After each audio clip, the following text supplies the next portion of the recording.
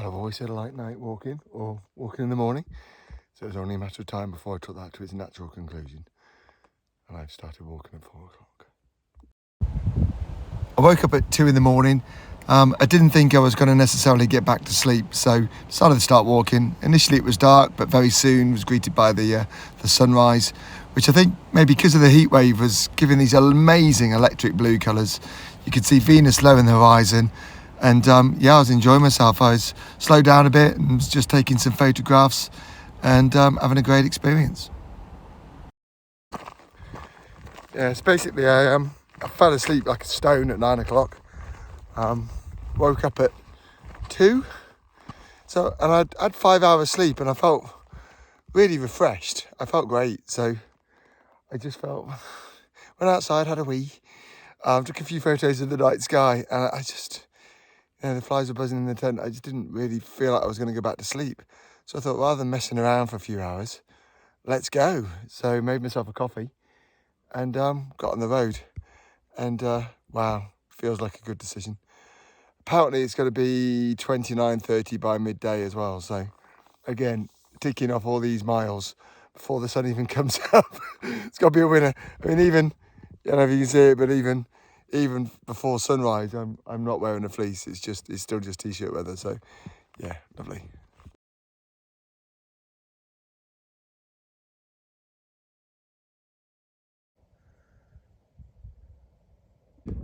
Just had one of those moments. Stopped up there where that burial mound was, and walked about 10 yards. Then ooh, and had to stop again just to check on a little blister on my left foot, right on the sole on the pad, and not really a blister, but there was a red space. So it's like, well, I'm not risking that. That would be a horrible place for a blister. So I put a blister patch on it anyway. So often that's the case. You stop and then nothing, but then as soon as you start again after you stopped, it's like the skin's resettled or something, and it tells you where there's a blister potentially. So certainly these stony tracks are quite tough on the plates. Yeah, it's a nice spot. So I've just been walking down this track here. I'm just dropping down off the moors. Very nice. And I get down there, and at that point down there, it's called Square Corner or something, I hang a left, and then I start following down this this valley, you can see it in the background, and drop down into Osmotherley. It's 6:15. Is there a bacon butty at Osmotherley? I don't know. I've got a strange fantasy going on in my head right now about the concept of the Osmotherley bacon butty. I think I'd even settle for sausage sandwich at the moment, but fingers crossed. Either way, I need to resupply a little bit in the shop. So if there isn't, I'm sure there'll be a sausage roll or pork pie or something with my name on it. All good.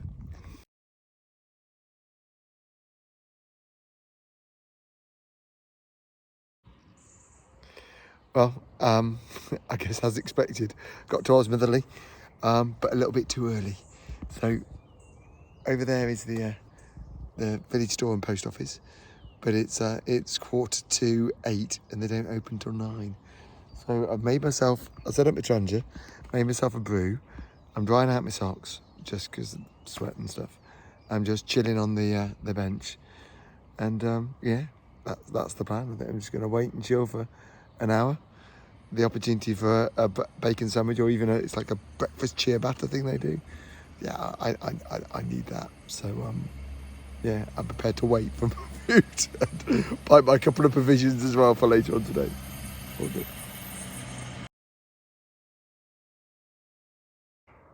So clearly this is where the coast to coast meets the Cleveland Way. The coast to coast comes up there, and then we head up in that direction. Turns the corner. I think it's going to follow me for the rest of the day, and then the beginning part of tomorrow as well. So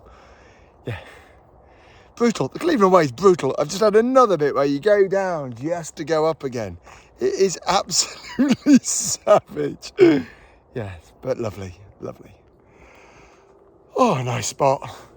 A lovely view here. I don't know if you can just sort of see the little dot in the background there. That's Roseberry Topping. So I'm going to be there sort of tomorrow latish. So you can see I'm going to go dip down again into the valley, and then I'll be coming up again onto the ridge line over there. So yeah, beautiful view, and it's in the shade. That was an extra good reason to stop. No, beautiful view and the shade. Just had a lovely chat with a couple who were walking the Cleveland way as well, but in more smaller stages and stopping in B&Bs. And he did the Penn way a couple of years ago as well. So yeah, very nice. I'm enjoying today. Having a lovely walk with David and Angela, the couple that I saw just before I had the last video near Roseby Topping. Must have walked about 3 or 4 miles with them. Walking with people really does make the distance go easier and faster. Just having a lovely chat. Very nice couple. Hopefully I look sweaty, because I am sweaty. I'm going up Carlton Bank. I hope to be in shade at this point. It's 12:30, but just over this hill and down as you drop into Lordstones, which is where I can rest for like 4 or 5 hours. But look, there's like a proper stream of people. Quite a queue of people at the moment that I'm following. So, all good, nearly there.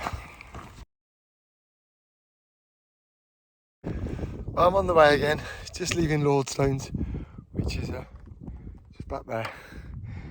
And just got the short walk to Beek Hills Farm Campsite, whatever it's called.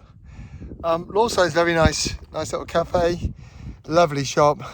Had another fab lolly. I thought this walk would be sponsored by Fish and Chips and Mushy Peas, but that's 2 fab lollies, 2 days.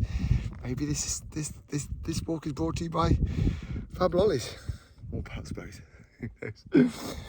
But no, very nice. So I got something to drink, cool down, and then lay under a tree for 2.5 hours. I'm not sure if I fell asleep. I think I probably did, and then kept waking up because I get bitten by things.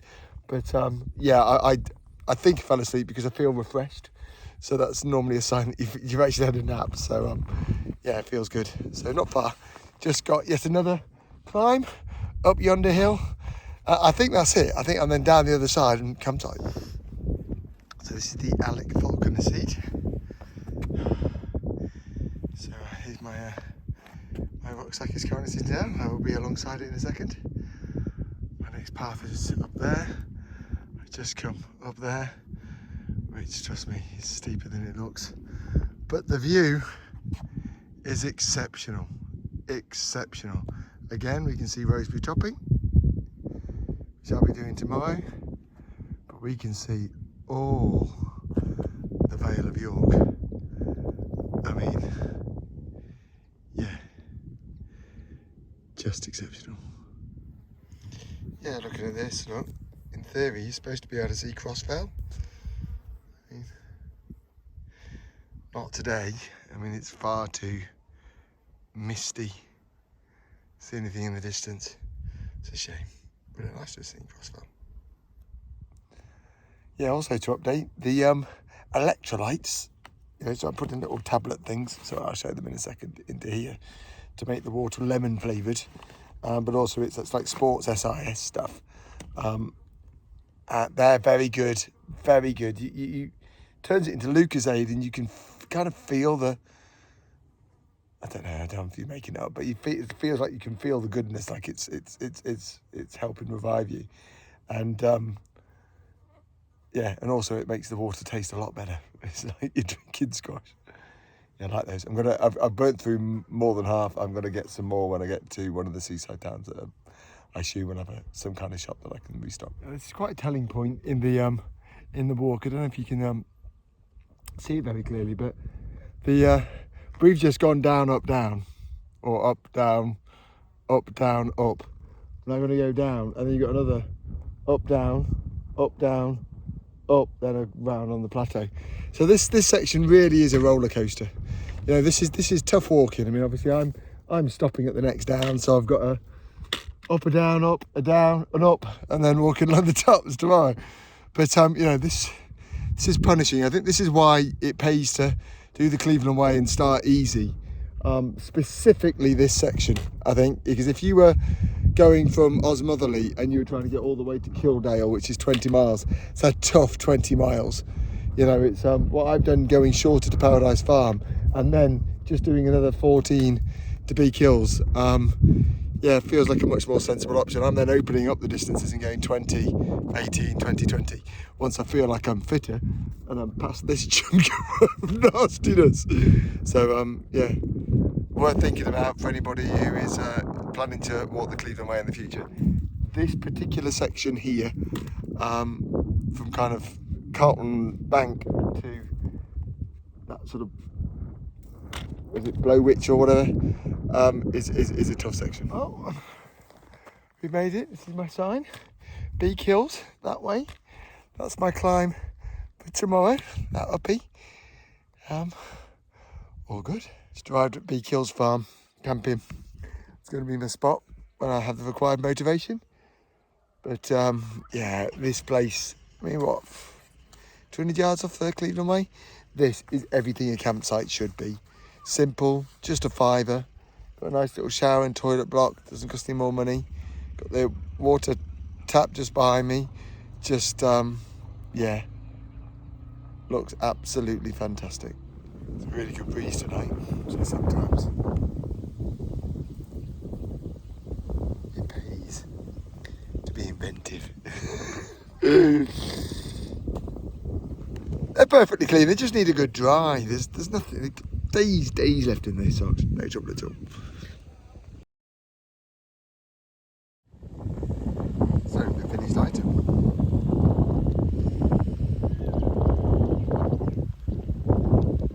Stewed steak with mashed dumplings. Trick is, you need to put lots of extra seasoning. It needs more salt, needs more pepper.